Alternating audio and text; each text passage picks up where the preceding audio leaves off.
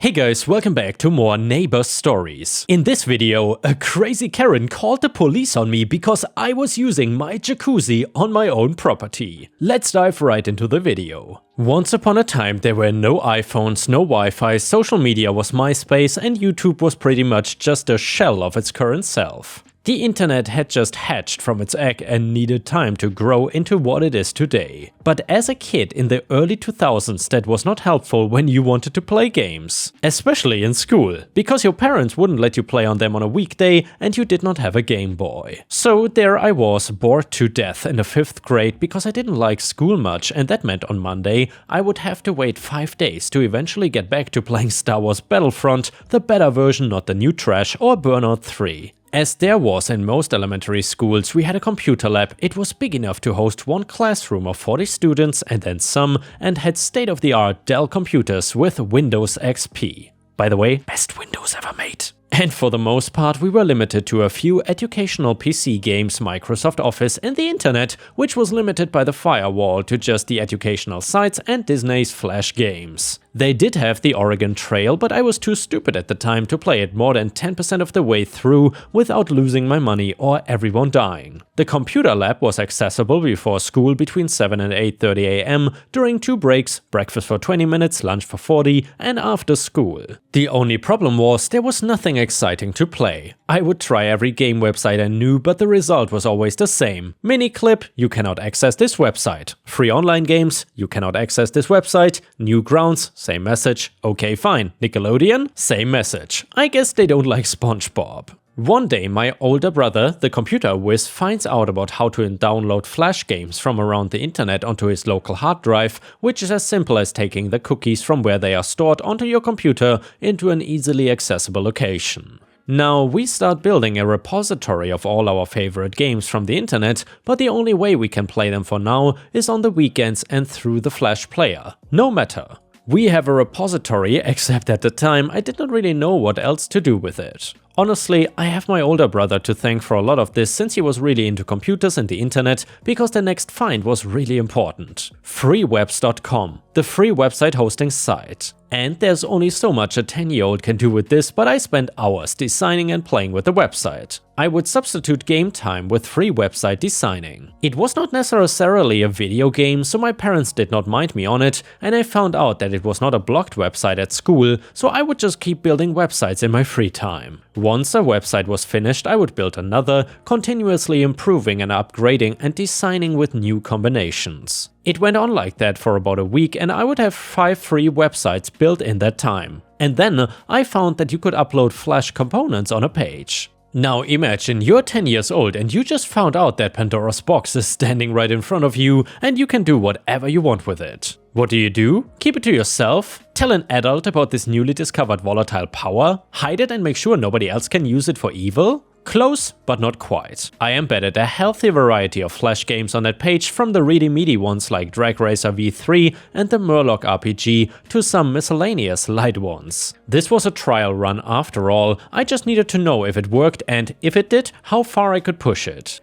I did my work and went to sleep a little early that night because curiosity got the better of me more than staying up past my bedtime did. That next day I walked into the computer lab right when it opened up, and the only one to walk in, and went straight for the website to the page where I embedded the games. I remember being so anxious about whether or not it would work, and the uncertainty was nagging to me ever since the car ride to school. I just needed to know, would I be able to play those games? To put it simply, there would not be a story if they did not work. The games actually worked, not all of them did, but they worked. Drag Racer V3 had a save function, so all I could really do was play arcade mode, which was fine with me, but just about everything else worked as I expected them to. The problem I did find was space on the website filled up quite quickly, and I told myself that night I would embed more games on the other sites I built. I would focus only on games that I could play casually, not lengthy ones like Murloc, because if I couldn't save, then there was really no point in playing them. By the time I left the computer lab that morning, there were 3 other kids. This trend would continue no matter when I went. I went home that night fixing everything I could. When I reached my perceived limit, about 20 small games on the main site, I would load more games to another site. Eventually, I would move to fixing each website so they were separated by categories, action, shooter, racing, etc. But as far as I was concerned, it was a problem for future me. I would go to sleep early again, be the first and only one in the computer lab, and be one of only a handful of kids that would stay there. That would go on for several weeks. One day, the computer lab was busier than usual, which was fine because that was 10 kids and I was guaranteed a computer I could sit down and play at. A group of maybe 3 of those kids saw me playing on my websites, and without asking for a link, just looking at the URL on my browser, they started playing. For now, it was just me and those 3 kids, and I really did not think too much of it. I went home that day just thinking about playing another game and switching up the website so I could navigate it easier. I went to sleep and got to the computer lab the next day, the first one there. A little while later, more kids started walking in, and day by day there were more kids coming in. By the end of the week it was half full, and a week after that no more than 10 computers were left vacant. Eventually, on the guest book, because free webs had that to allow you to post comments on the site, I had commenters. Everything from fans of the website saying hi to kids who wanted to play a certain game from a certain site. It became a thing where I would read the requests during the day, make note of what games I could actually add on that website, and then download them and replace them later that night. Months later, the websites I built packed that whole computer lab. I even remember a day when I walked in late and there were kids watching each other play when they couldn't get on a computer themselves. I could not even find one myself I could get on, but adolescent me felt a strange sense of accomplishment and pride seeing so many people recognize the work that it took to build something they could all enjoy. Unfortunately, over spring break, the school district also recognized my work and rewarded me with a firewall notification the Monday I returned. I was upset, but looking back on it, I realized that I followed the rules so well that it caught the adults' attention. It was interesting because I would not talk to anyone outside of me playing my games on the computer, but I felt like the mastermind sitting in plain sight who was the reason everyone was there. I don't think anyone connected the dots that I was the reason the computer lab was completely packed. It's probably not a great malicious compliance, but it's a story I think about from time to time. And yeah, Ripe Stars, I'm curious, what is your favorite game from when you were a kid? Honestly, for me, that's a hard question to answer, but one of the things I fondly remember for some reason, I don't know why, is that always before kindergarten when I woke up at like 6 AM or something, right after waking up and getting ready, I always played Super Nintendo and NES before going to kindergarten. Such a wholesome memory, and honestly, the NES and SNES were some of the best consoles of all time. And the title story is titled Karen Calls 911 When I Use My Jacuzzi in My Own Home. So I'm a 27-year-old guy living in this posh neighborhood. Okay, maybe not posh, but it's kind of a top-class society, if you know what I mean. Anyway, the whole reason why I'm even living here is because my childhood friend moved away with his family. We two have been co-living in a dorm that was close to our workplace, but he got relocated, and that meant I have to find a new roommate because the dorm is too expensive otherwise. I mean, I can still afford it, but I don't want a good chunk of my income going into a place that I don't even need. Anyway, my friend's parents offered to sell me their house at a pretty cheap price. They are rich people and already have many estates, so they did this both as a favor for looking out for their son. He has Down syndrome, which many people don't take too kindly to around here, and because I always wanted a house but can never justify paying that much for such a big place. But this deal was a really good one, so I took it. Their place is beautiful, nothing too big, but not small either, and the best part is the jacuzzi. I'm not ashamed to say that I love to get into that jacuzzi every time I was over, because man, was that heaven for me and my sore body. I do construction work every now and then, so it can get pretty stiff. It took them about a month to pack everything and move away, and for me to move there. Since it was a little far from my place of work, I invested in a second-hand bike. It does not look all that amazing, especially when standing next to these fancy houses, but it works nicely, and that's enough for me. So one day, about 3 weeks after I moved here, I decide to give my bike a nice wash. By the end of it, I'm all sweaty and nasty, so I decide to take a shower and then take a dip in the jacuzzi. Honestly, I just need a reason to use the jacuzzi, no matter how small of a reason it is. So my bike is all nice and washed, and I'm there, relaxing in my jacuzzi, which is outdoor by the way. You will understand in a second why this information matters. I've honestly started to zone out when I suddenly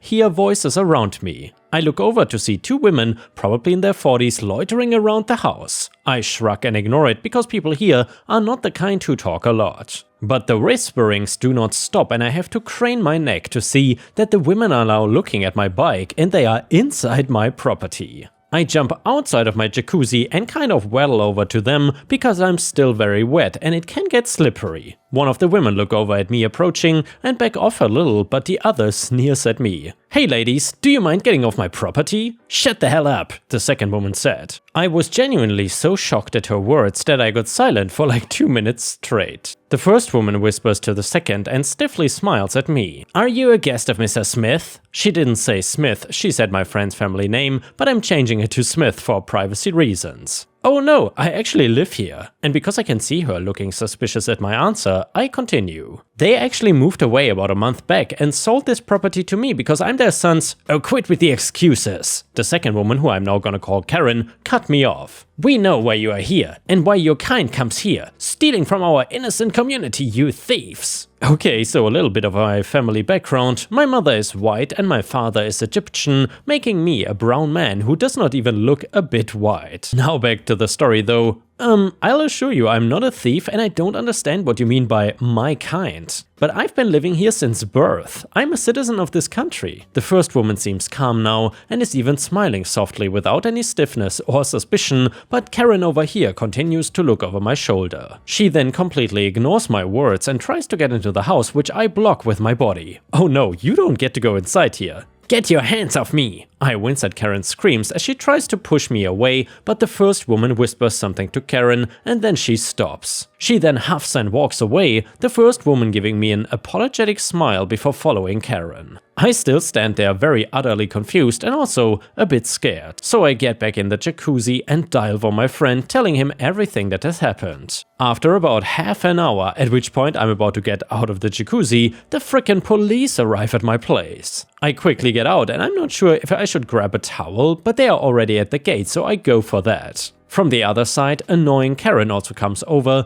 and starts pointing at me. "He's the burglar!" I stutter over my words as police officers walk inside and surround me. "This filthy rat broke into my neighbor's place and is now using their things. He even got his bike to steal from them and run away." No, none of that is true. I own this property and the previous owner gave it to me. The police silence us both and ask me to lead them inside and show them the papers. Which I do, though Karen also follows, which annoys me to no end, but I cannot say anything. "So they just gave it to you?" I don't like how the police officer looks at me and at the house as if someone like me cannot afford it. I bought it from them because I'm friends with their son and they had to move away. Awfully nice of them, right? And very coincidental too. I just knew then that these police officers were not gonna be very helpful to me. It was my luck that they decided to sell it to me. I can call them if you want. "No self-respecting white person will give your kind our place." Karen starts shouting from behind the officers. "Arrest him, officers, he's spitting nothing but lies." Police officer asks Karen to calm down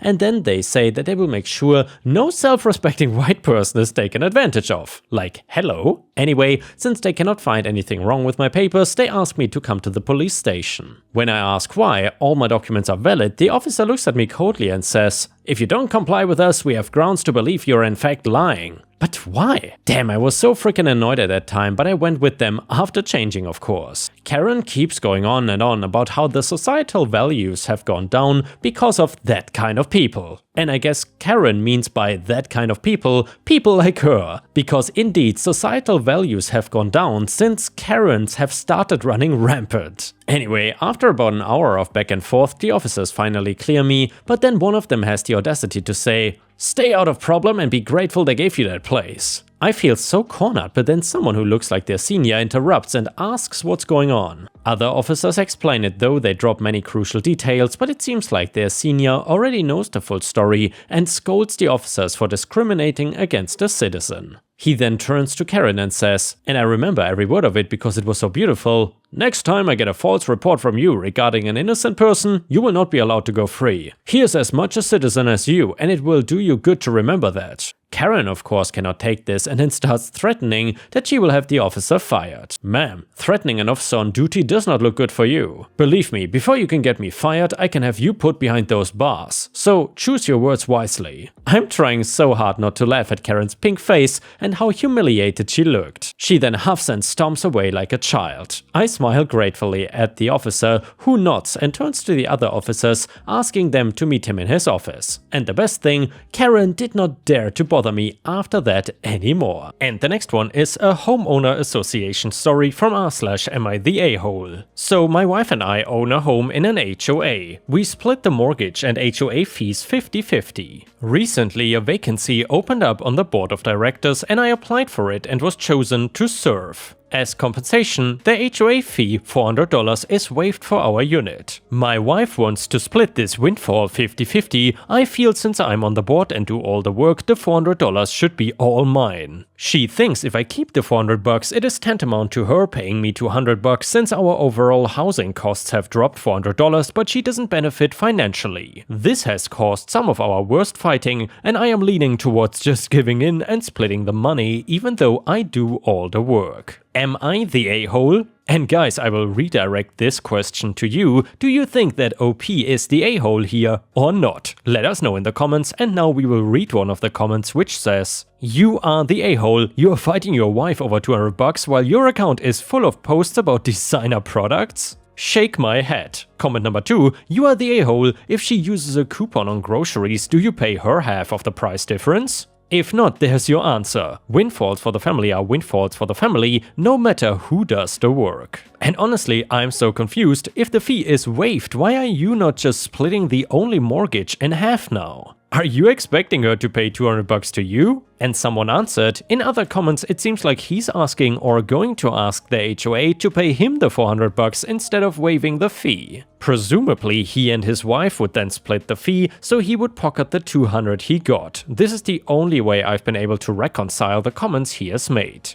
To be honest, this whole post does not make sense, but if I could volunteer for something and waive $400 of a fee my partner and I pay, I would not expect my partner to not benefit from that. OP's hyperfixation on the fee waiving being the only benefit to being on the HOA is just wild. The dude has power to make changes as a member of the HOA and is acting as though that too is not a perk. Other comments are also saying he wants his wife to pay him the $200. It is just absolutely wild. And yeah guys, I guess if you are on the board of HOAs, I mean not all of the people there are crazy, but I suppose you have to be built a certain way to accept that kind of job. Whether positive or negative, I won't really comment. But then again, I'm not sure if I've told you guys about this here a while ago, but maybe, as you know, my girlfriend and I now live in a pretty nice neighborhood here in Thailand. As usual here, it is a gated community, which is where pretty much most, let's say, middle-class people live in. And my girlfriend said that recently they were thinking about building an HOA here, or at least something similar to it in Thailand.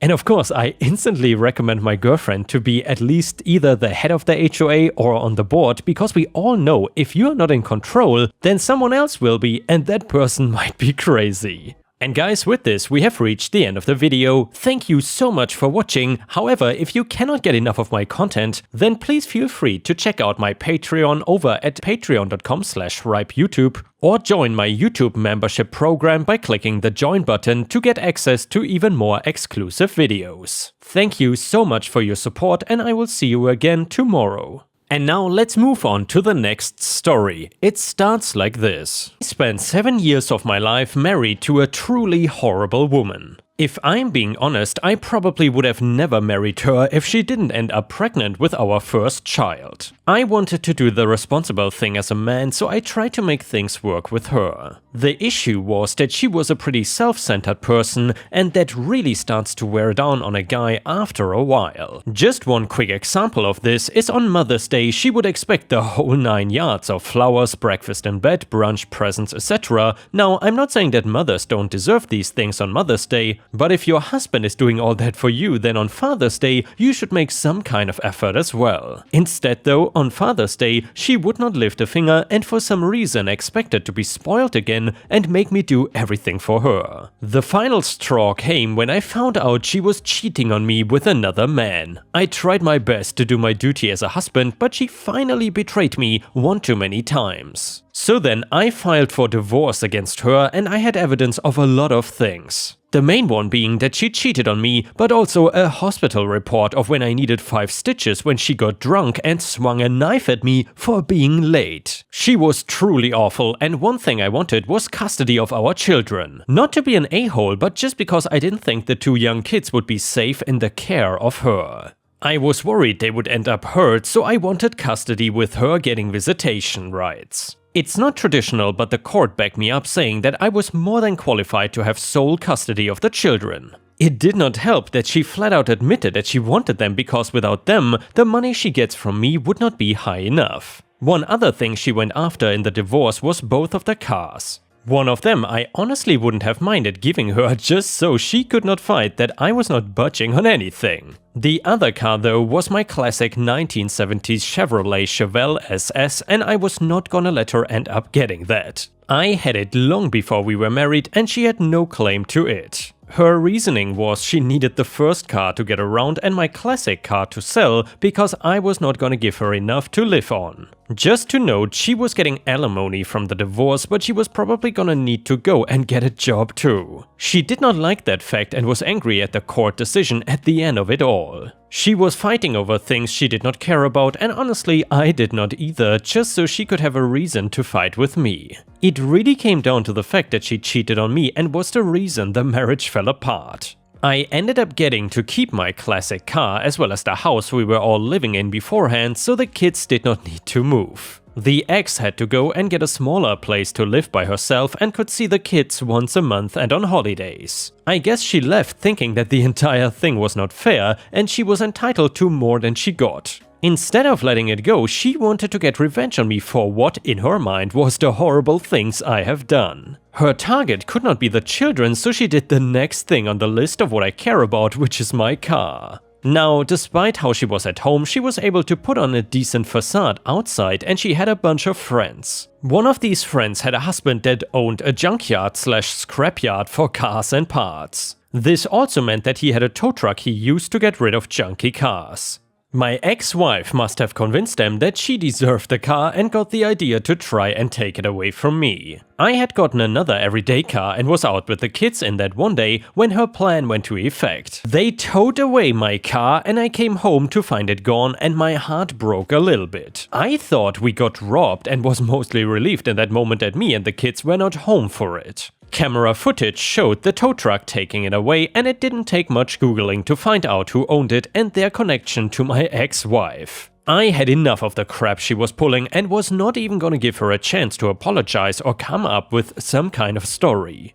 I called the police and told them that my ex-wife had stolen my car after not getting it in the divorce. They had to do some digging of their own, but after talking with the owner of the junkyard and telling him that he could go to jail, they got answers. So basically, he sold out my ex-wife for telling him to take the car to the yard and then they could sell it and split the money. He was under the impression that she won it in the divorce but was scared to come and get it because I was so attached to it. I don't blame him because I know she can put on a good show. I wanted my car back though, and I was lucky enough that she didn't sell it yet and instead stored it in a different location. The police brought me my car back and I was curious as to what was happening with my ex-wife. They told me that she was in trouble for Grand Theft Auto, and since the car was worth over 100k, it was being seen as a pretty big deal. I also got asked if I wanted to press personal charges against her for trespassing on my property and theft. I said yes because I was done with her and wanted to teach her a lesson she was not gonna forget.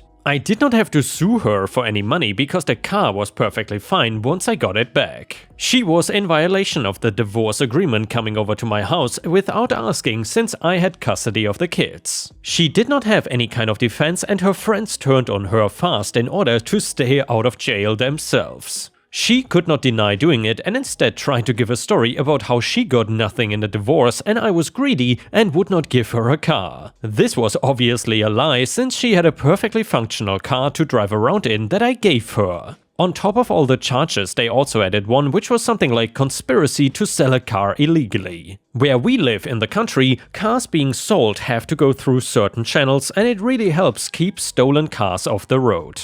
She was sent to jail for 5 years, and because of her stunt, she ended up losing the right to any alimony. To be honest, she seemed more upset about that than going to jail. I did not go into a divorce wanting to get away without paying or putting her in jail. I thought it could all end and we could get back to our lives where I did not have to be miserable. Instead though, she decided to screw herself over, and even without me pressing charges would have ended up in jail. And yeah guys, if you cannot get enough of my content, please don't forget to check out my podcast by searching for Ripe Stories on all major podcast platforms such as Spotify, Apple or Google Podcasts. Furthermore, you can find bonus content by going to patreon.com/ripeyoutube or by clicking the join button here on YouTube. For a small monthly fee, you will get access to dozens and dozens of exclusive videos you won't find anywhere else. Thank you so much for watching, and I hope to see you again tomorrow.